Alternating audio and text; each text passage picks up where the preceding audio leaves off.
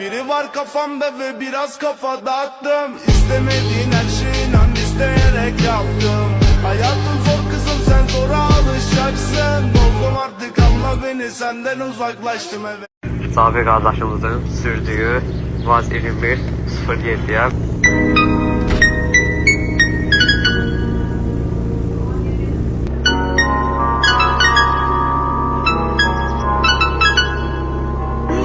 Payız gecəsi həzin külək, narın atan yağışlar, qara buludlu sərin havada soyuq soyuq baxışlar. Sakit otaq, bir siqaret, xatirələr bir də mən üzümdə.